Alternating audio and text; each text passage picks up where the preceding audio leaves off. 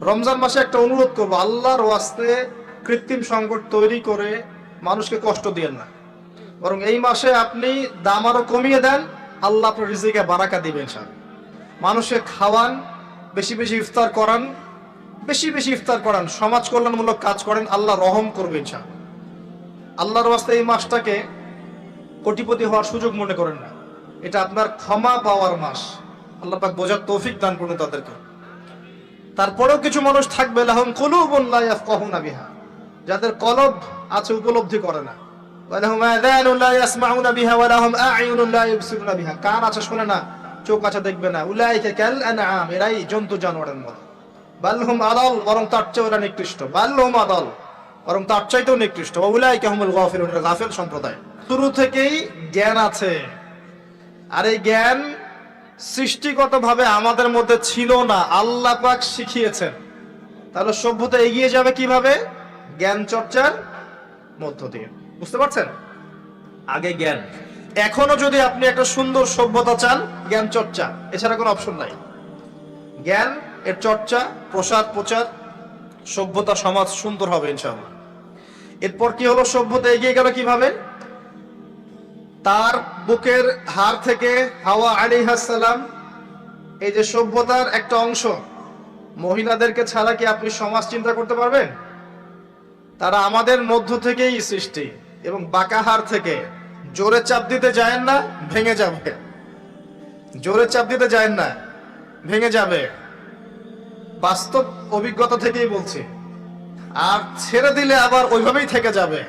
এজন্য উত্তম নসিহতের মধ্য দিয়ে একটু মানায় টানায় চলতে হবে আর কি দুনিয়ার জীবনে। সবকিছু 100% মনের মতো হবে না, একটু মানায় নিয়ে চলতে হবে। কারণ আমি নিজেও সাহাবী নই, দেখবেন আমার স্ত্রীও মহিলা সাহাবী নন, আপনিও সাহাবী নন, আপনার স্ত্রীও মহিলা সাহাবী নন। তাই ওই হিসেব কিতাব করে লাভ নাই। আমরা সবাই অপরাধী, সবার মাঝে ল্যাকিংস আছে। এই জন্য সবার উচিত সবার ভুলগুলোকে ক্ষমা করে দুনিয়ার জীবনটা হৃদ্যতা, ভালোবাসার সাথে কাটানো। তাহলে পরিবার ঠিক থাকবে ইনশাআল্লাহ। এরপরে কি পরীক্ষা? কিসের পরীক্ষা? এই গাছের কাছে যেও না। কোন গাছ? এই প্রশ্নের দরকার নাই তো আমার, কোন গাছ? যে গাছই হোক, এই গাছের কাছে যেও না। তার আগে আল্লাহ পাক বলে দিলেন আদম আসো। ফেরেশতাদেরকে ডাকলেন, আদম তুমি এই নামগুলো বলে দাও। তিনি সব নাম বলে দিলেন। ফেরেশতাদেরকে আগে জিজ্ঞাসা করেছিলেন তোমরা বলে দাও, তারা বলেছে লা ইলমা লানা ইল্লা মা আল্লামতানা। এখানে জ্ঞানের মধ্য দিয়ে আল্লাহ পাক আদম আলাইহিস সালামকে সম্মানিত করলেন। জ্ঞান, সম্মান, নবী, সভ্যতার সূচক। আমার কথা কি বুঝতে পারছেন? এরপরে ইবলিস, সবাই সেজদা করলো। আদম জ্ঞানে জয়ী হয়েছে, তোমরা সবাই তাকে সেজদা করো। আল্লাহ পাক আদম আলাইহিস সালামকে বড় করলেন, কারণ তিনি তাকে ভালোবাসেন। আল্লাহ পাক আমাদেরকে ভালোবাসেন, বাসেন না? আল্লাহ পাক আমাদেরকে প্রচন্ড ভালোবাসেন। আর আপনি যাকে ভালোবাসবেন তাকে বড় করতে চাইবেন না? আল্লাহ পাক আদম আলাইহিস সালামকে উঁচু করলেন, তোমরা আদমকে সিজদা করো। ওয়া ইয কুলনা লিল মালাইকাতি ইসজুদু লি আদম ফাসাজাদু, সবাই সিজদা করলো ইল্লা ইবলিস। ইবলিস কেন সিজদা করলো না? কিয়াস করলো, খলাকতানি মিন নার ওয়া খলাকতাহু মিন তিন। আমাকে সৃষ্টি করেছেন আগুন দিয়ে, তাকে সৃষ্টি করেছেন মাটি দিয়ে, আমি কেন তাকে সিজদা করতে যাব? Remember, listen to me.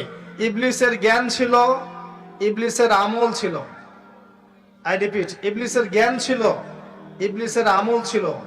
ইবলিসের মাঝে বিনয় ছিল না, অহংকার ছিল। ইবলিস ধ্বংস হয়ে গেছে। যদি আমাদের জ্ঞান, আমাদের ডিগ্রি, আমাদের সার্টিফিকেট আমাদেরকে অহংকারী বানায়, আমরা ইবলিসের কাতারভুক্ত হয়ে যাব, নাউযুবিল্লাহ। ঠিক আছে? এবার ইবলিসকে বের করে দেয়া হলো, চিরস্থায়ী জাহান্নামী, অভিশপ্ত করা হলো। আদম এবং হাওয়া আলাইহিস সালাম জান্নাতে রাখা হলো। গাছের কাছে যেও না, তারা চলে গেলেন। কিভাবে চলে গেলেন? এখানে আসেন। ইবলিস এসে ওয়াসওয়াসা দিয়েছে। কি ওয়াসওয়াসা সেটা শোনেন। এটা একটা ভালো প্রশ্ন। কোন ওয়াসওয়াসায় পড়ে তারা এই কাজটা করে ফেললেন? এটা সূরা তহার মধ্যে আছে। কোন সূরা? তহা। এখানে আল্লাহ পাক বলেছেন, ইবলিস এসে বলেছিল যে তোমরা যদি ওই গাছের কাছে যাও এবং এর ফল খাও, তাহলে তোমরা চিরস্থায়িত্ব লাভ করবে, চিরস্থায়িত্ব, অমর হয়ে যাবে, অমর। কথা বুঝতে পারছেন? অমরত্ব, এই অমরত্বের টোপ দিয়ে ইবলিস এভাবে ওয়াসওয়াসা দিয়েছে আমাদের পিতাকে, আমাদের মাকে। এর ফলশ্রুতিতে আল্লাহ রাব্বুল আলামিন আমাদেরকে নামিয়ে দিয়েছেন পৃথিবীতে। আল্লাহ পাক নামিয়ে দেওয়ার সময় আদম এবং হাওয়া আলাইহিস সালাম তাদেরকে ক্ষমা করে দিয়েছেন, কিন্তু একটা সময় দিয়েছেন, এখন আর জান্নাতে থাকা হবে না, পৃথিবীতে চলে যাও, এখানেও চিরস্থায়ী জীবন পাবে না, নির্দিষ্ট সময় থাকবে, এর মধ্যে আমি তোমাদের রিজিক দিব, তোমাদেরকে আমি খাবার দিব, বাসস্থান দিব, সবকিছু দিব, স্ত্রী সন্তান যা যা লাগে মৌলিক চাহিদা সব দিব। তখন যদি তোমরা আমার হেদায়েতকে মেনে চলো আবার জান্নাতে ফিরে আসবে, যদি না মানো ইবলিসের সাথে জাহান্নাম। কথা ক্লিয়ার? সহজ সরল জীবন দর্শন, দ্য ফিলোসফি অফ লাইফ। এত দর্শন শেখার দরকার নাই। আমরা দর্শনের বই পড়তে পড়তে মাথা খারাপ হয়ে গেছে।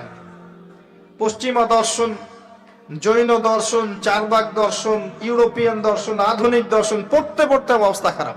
মার্কসীয় দর্শন, সুবহানাল্লাহ। একটা সহজ সরল জীবন দর্শন আল্লাহ দিয়েছেন সূরা বাকারার আয়াত নাম্বার 38 এবং 39, দুইটা আয়াত। কি দর্শন? আল্লাহ বলছেন, কুল নাহবিতু মিনহা জামিআ, আমি আল্লাহ বললাম তোমরা সবাই নেমে যাও। কারা কারা সবাই?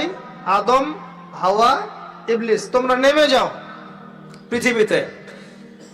ফাইম্মা ইয়াতিয়ান্নাকুম মিন্নি হুদান, তোমাদের কাছে আমার পক্ষ থেকে হেদায়েত আসবে। কি আসবে? এই যে তাওরাত, জাবুর, ইনজিল, কোরআন, আল্লাহর বাণী, ওহী, এগুলো আসবে, রাসূল আসবেন। ফামান তাবিআ হুদায়া ফালা খাউফুন আলাইহিম ওয়ালা হুম ইয়াহজানুন, যে বা যারাই আমার এই হেদায়েতকে মেনে চলবে তাদের বিন্দু মাত্র ভয় নাই, কোনো টেনশন নাই, কোনো ভাবনা নাই, ইনশাআল্লাহ আবার জান্নাতে ফিরে আসবে ইনশাআল্লাহ। সুসংবাদ, ঠিক আছে? তারপরে আল্লাহ পাক বলছেন, ওয়াল্লাযীনা কাফারু ওয়া কাযযাবু বিআয়াতিনা, কিন্তু যারা আমার আয়াতকে মিথ্যা প্রতিপন্ন করবে এবং অস্বীকার করবে, কুফরি করবে, ফাউলাইকা আসহাবুন নার, এরা হবে জাহান্নামের অধিবাসী। কার সাথে? ইবলিসের সাথে। হুম ফিহা খালিদুন, তারা সেখানে চিরস্থায়ী হবে। সহজ সরল জীবন দর্শন, দ্য ফিলোসফি অফ লাইফ। মানলেই শান্তি, না মানলেই অশান্তি। এরপর একটা চ্যালেঞ্জ, ইবলিস চ্যালেঞ্জও করছে, আল্লাহ তুমি আমাকে বের করে দিয়েছো, ঠিক আছে, আমি আদম সন্তানের ডান দিক থেকে আসবো, বাম দিক থেকে আসবো, সামন থেকে আসবো, পিছন থেকে আসবো, তাকে আমি জাহান্নামের পথে নিয়েই ছাড়ব। এটা মনে রাখেন মাথার মধ্যে, ইবলিসের চ্যালেঞ্জ। আর আল্লাহ পাকও সতর্ক করলেন, ইন্নাহু লাকুম আদুউম মুবিন, সে তোমাদের স্পষ্ট শত্রু। এবার পৃথিবীতেও নামিয়ে দিলেন, হেদায়েতও পাঠাচ্ছেন, নবী রাসূল পাঠিয়েছেন। সভ্যতা আস্তে আস্তে এগিয়ে চলল। সভ্যতায় দুইটা শক্তি দেখতে পাচ্ছেন, একটা আল্লাহর পক্ষ থেকে আসা শক্তি, একটা শয়তানি শক্তি। এই দুটো নিয়ে সভ্যতা এগিয়ে চলছে। আবারও বলছে, সভ্যতা শুরু হয়েছে নবী দ্বারা, রোমকদের দ্বারা নয়। সভ্যতা শুরু হয়েছে নবী দ্বারা। মানুষ আগে গাছের ছাল পাতা পরে থাকতো না। সূরা আরাফে আল্লাহ পাক বলেছেন, আমি মানুষের জন্য, আদম হাওয়া আলাইহিস সালাম, তাদের জন্য লেবাস পাঠিয়েছি, পোশাক পাঠিয়েছি। আমি লেবাস নাজিল করেছি উপর থেকে। লোহার খনি দেখেছেন? লোহার খনি কেউ কি বিশ্বাস করবে যে লোহা মহাকাশ থেকে পৃথিবীতে এসে পড়েছে? ওয়ানজালনাল হাদিদ, আল্লাহ পাক বলছে আমি হাদিদ নাজিল করেছি। কোরআন নাজিল করা বোঝেন? কোরআন নাজিল মানে কি? আল্লাহর উপর থেকে কোরআন আসেনি। জিবরাইল আলাইহিস সালাম কোরআন নিয়ে আসছেন না নিচে মুহাম্মদ সাল্লাল্লাহু আলাইহি ওয়াসাল্লামের কাছে? এই যে কোরআন নাজিল হচ্ছে, আনজালা। আল্লাহ পাক এই কথা বলছেন যে লোহা আমি নাজিল করেছি। লোহার একটা অণু আপনি তৈরি করতে পারবেন পৃথিবীতে ল্যাবে বসে? সুবহানাল্লাহ। আল্লাহ পাক নাজিল করেছেন। ঠিক একই ভাবে আল্লাহ পাক পোশাক নাজিল করেছিলেন আদম এবং হাওয়া আলাইহিস সালাম তাদের জন্য। তারা গাছের ছাল পাতা পরে ঘোরাফেরা করতেন না। বোগাস কথাবার্তা শিখায় মানুষ। এবং কৃষিকাজ, আপনার প্রযুক্তি, আপনার পরিবার গঠন, সন্তান প্রতিপালন, একজন মানুষের জীবন যাপনের জন্য যত কিছু প্রয়োজন সব জ্ঞান আল্লাহ পাক আদম আলাইহিস সালামকে শিক্ষা দিয়েছিলেন। দুনিয়াতে আসার পরে যখন যেটা প্রয়োজন হয়েছে ওহী নাজিল হয়েছে, জিবরাইল আলাইহিস সালাম তাকে শিখিয়ে দিয়েছেন। মানুষ গুহার মধ্যে ছবি এঁকে এঁকে থাকতো, আর এরা বলছে আদম আলাইহিস সালাম বানর থেকে হয়েছেন। নাউযুবিল্লাহ, সুবহানাল্লাহ। এটা যারা বিশ্বাস করে তারা সরাসরি কোরআনের সাথে কুফরি করছে, স্পষ্ট কাফের। আদম আলাইহিস সালাম আল্লাহ পাক তাকে হাত দিয়ে সৃষ্টি করেছেন, নিজের হাতে সৃষ্টি করেছেন। তিনি বানর থেকে মানুষ হননি। হ্যাঁ, যারা এই মতবাদটা দিয়েছে ওরা বানর থেকে মানুষ হতে পারে, আমরা হই না। বরং সূরা বাকারা আপনি উল্টা চিত্র দেখতে পারবেন। সূরা বাকারা দেখবেন, পড়তে পড়তে দেখবেন একটা জায়গায় আছে যে শনিবারের সীমা লঙ্ঘন করার জন্য কিছু মানুষকে, বনু ইসরাইলের কিছু মানুষকে আল্লাহ পাক মানুষ থেকে বানর বানিয়ে দিয়েছেন।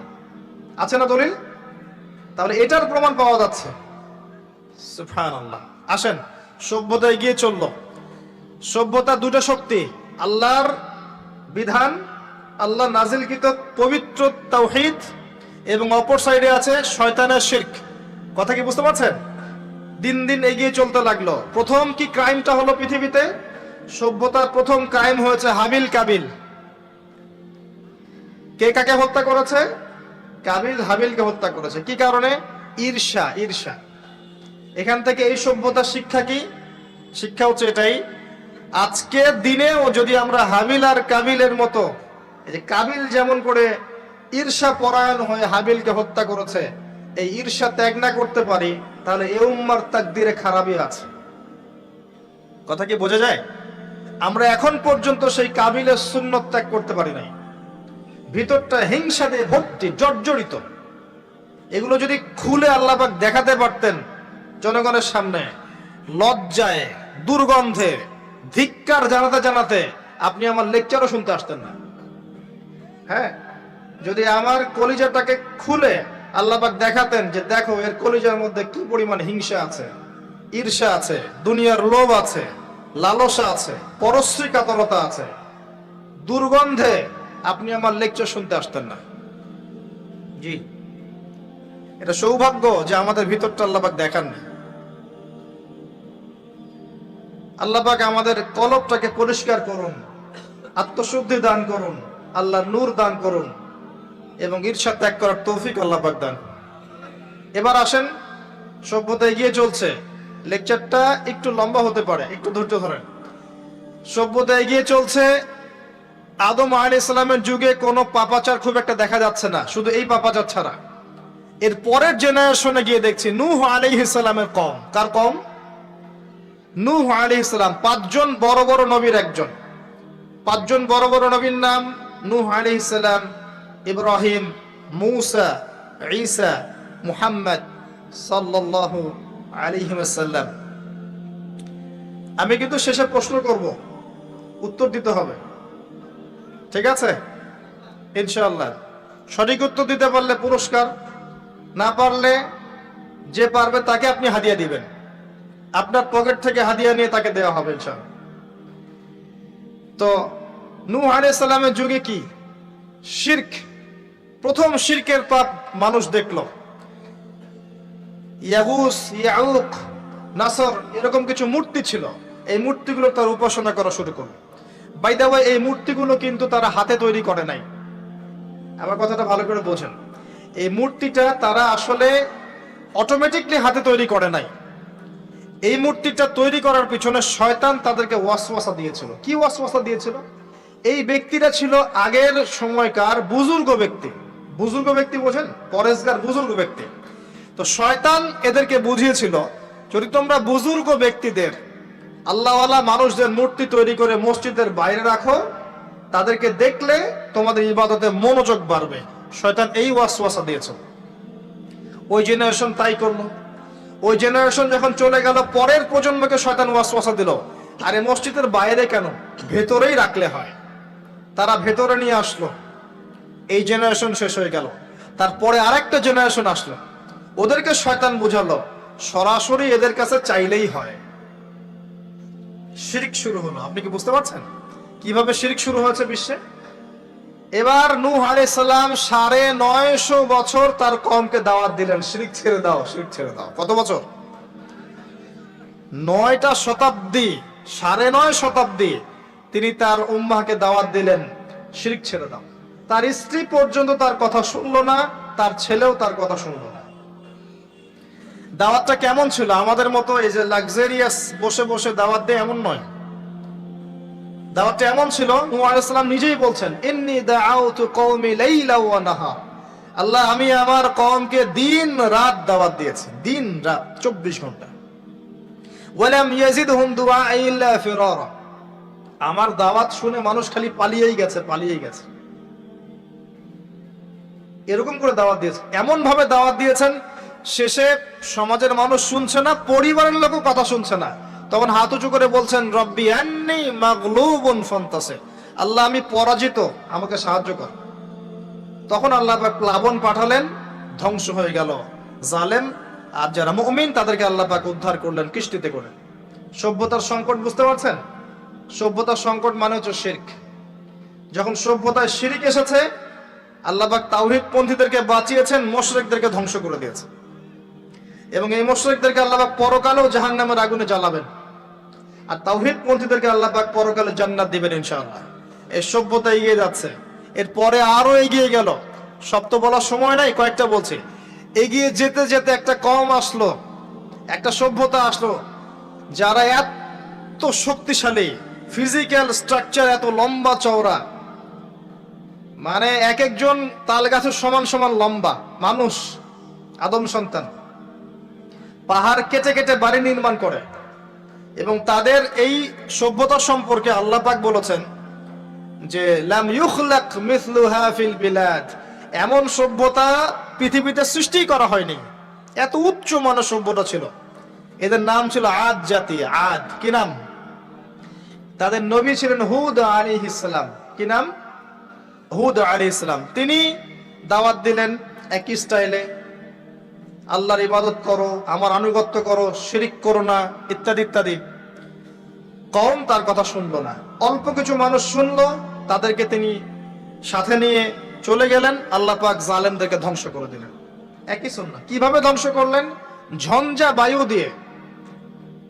এমন বাতাস, যে বাতাসে পুরো কওম উড়ে চলে গেল খেজুর গাছের মতো, খেজুর গাছের ডালের মতো পড়ে থাকলো। যারা বলতো মান আশাদ্দু মিন্না কুওয়া, আমাদের যে শক্তিশালী আর কে আছে, আল্লাহ পাক ওদেরকে বাতাস দিয়ে উড়িয়ে শেষ করে দিলেন। সুবহানাল্লাহ।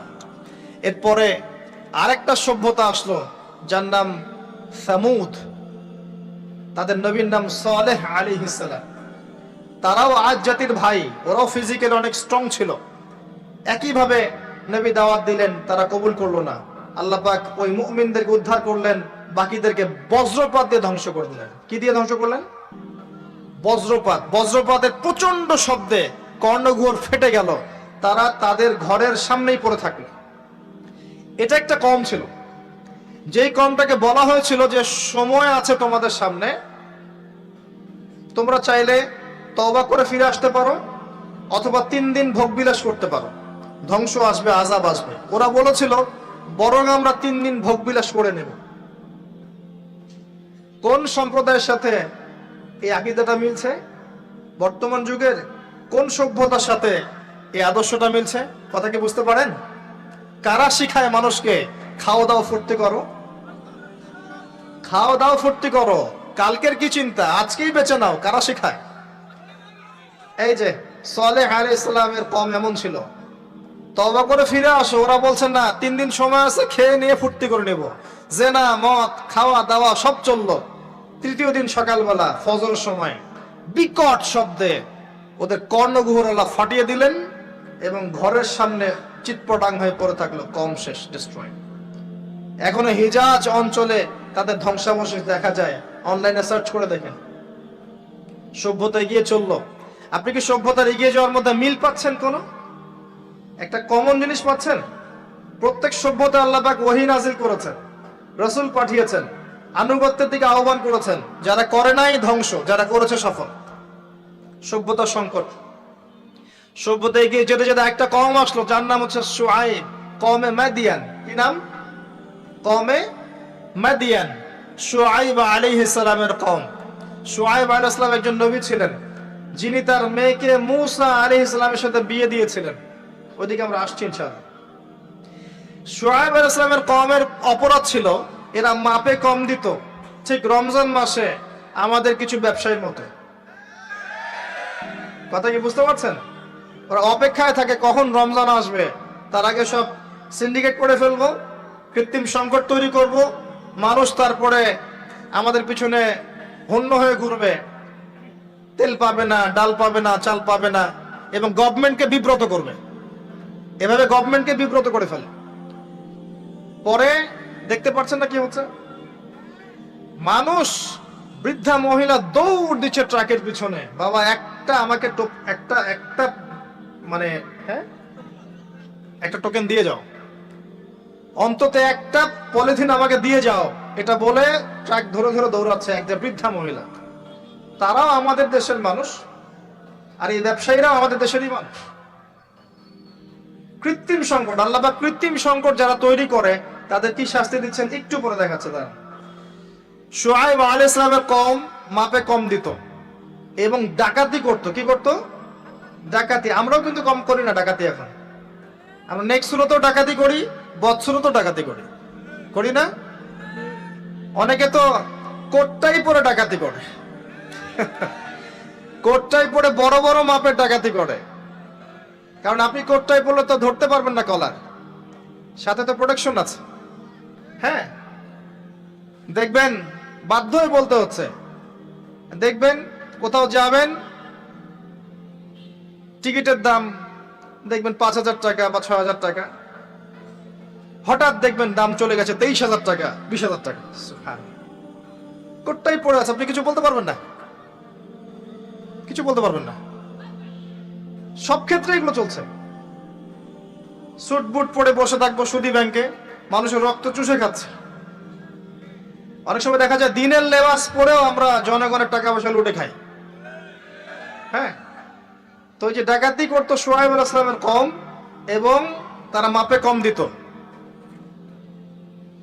রমজান মাসে একটা অনুরোধ করবো, আল্লাহর ওয়াস্তে কৃত্রিম সংকট তৈরি করে মানুষকে কষ্ট দিয়েন না, বরং এই মাসে আপনি দাম আরো কমিয়ে দেন, আল্লাহ আপনার রিজিকে বারাকা দিবেন। ইনশাআল্লাহ মানুষকে খাওয়ান, বেশি বেশি ইফতার করান, বেশি বেশি ইফতার করান, সমাজ কল্যাণমূলক কাজ করেন, আল্লাহ রহম করবে ইনশাআল্লাহ। আল্লাহর ওয়াস্তে এই মাসটাকে কোটিপতি হওয়ার সুযোগ মনে করেন না, এটা আপনার ক্ষমা পাওয়ার মাস। আল্লাহ পাক বোঝার তৌফিক দান করুন তাদেরকে। তারপরেও কিছু মানুষ থাকবে লাহুম কুলুবুন লা ইয়াফকাহুনা বিহা, যাদের কলব আছে উপলব্ধি করে না, ওয়া লাহুম আযানুন লা ইয়াসমাউনা বিহা ওয়া লাহুম আ'য়ুনুন লা ইবসিরুনা বিহা, কান আছে শুনে না, চোখ আছে দেখবে না। উলাইকা কাল আনআম, এরাই জন্তু জানোয়ারের মতো। বালহুম আদাল, বরং তার চেয়ে ওরা নিকৃষ্ট। বালহুম আদাল, বরং তার চাইতেও নিকৃষ্ট। ওয়া উলাইকা হুমুল গাফিলুন, এরা গাফিল সম্প্রদায়। আসেন, মাপে কম দেওয়া, ডাকাতি করার কারণে আল্লাহ পাক কি করলেন? আল্লাহ পাক এই মাদিয়ান জাতি ইতিহাসে প্রথমবার, সভ্যতায় প্রথমবার এই মাদিয়ান জাতিকে আল্লাহ পাক ভূমিকম্প দিয়ে ধ্বংস করেছে। ভূমিকম্প দিয়ে আল্লাহ পাক ধ্বংস করেছেন ওয়ার্ল্ড হিস্ট্রিতে প্রথম এই মাদিয়ান কওমকে। আর এই ভূমিকম্প আখিরুজ জামানেও আসবে, বড় বড় তিনটা, একটা পূর্ব দিকে, একটা পশ্চিমে, আর একটা বিশ্বের মাঝখানে। অপেক্ষা করতে থাকেন এবং প্রস্তুতি গ্রহণ করতে থাকেন, সামনে আসবে ইনশাআল্লাহ আযজা ওয়া জাল। কারো ঠেকানোর ক্ষমতা নাই, বিকজ এটা হাদিসে লেখা আছে, কিছু করার নাই। একটা কাজই করার আছে, পরকালের ফিকির করা আর মৃত্যুর প্রস্তুতি গ্রহণ করা। আসেন, এরপর কি হলো? সভ্যতা এগিয়ে চললো, নবী মূসা আলাইহিস সালামের কওম আসলো। বনু ইসরাঈলের ঘটনা আপনারা জানেন। এর আগে একটা স্কিপ করে গেছে, ওইদিকে আসছে। এর আগে ইব্রাহিম আলাইহিস সালাম ছিলেন, মনে আছে? ওই যে নমরুদ, ইব্রাহিম আলাইহিস সালাম বাবা তার আহ্বানে সাড়া দিচ্ছে না, বাড়ির থেকে চলে গেলেন, স্ত্রী সারা কিনে চলে গেলেন, সেখানে থাকা শুরু করলেন। পরে হাজরা আলাইহিস সালামকে বিয়ে করলেন, সেখান থেকে আবার মক্কা, সেখানে সন্তানকে জবাই করার ফিতনা, পরীক্ষা, সফল হলেন, প্রত্যেকটা ক্ষেত্রে সফল হলেন। আল্লাহ রাব্বুল আলামিন তাকে বলেছেন যে ইব্রাহিম একাই একটা উম্মাহ। আল্লাহ পাক তাকে অগ্নি পরীক্ষা নিলেন, অগ্নি পরীক্ষাতেও তিনি পাশ করলেন। নমরুদকে আল্লাহ পাক ধ্বংস করলেন, ইব্রাহিমকে বিজয়ী করলেন। বলেন সুবহানাল্লাহ। সভ্যতার একই চিত্র। এবার মুসা আলাইহিস সালামের সময় আপনি গিয়ে দেখবেন ফেরাউনকে আল্লাহ পাক দলবল সহ ডুবিয়ে মারলেন। মুসা আলাইহিস সালাম বনি ইসরাইলকে আল্লাহ পাক উদ্ধার করলেন। একই চিত্র। সভ্যতার সংকট বুঝতে পারছেন? সভ্যতার সংকটের মধ্যে যখনই আপনি দেখবেন শিরক আছে, আল্লাহর অবাধ্যতা আছে, নবীর আনুগত্য নাই, ধ্বংস।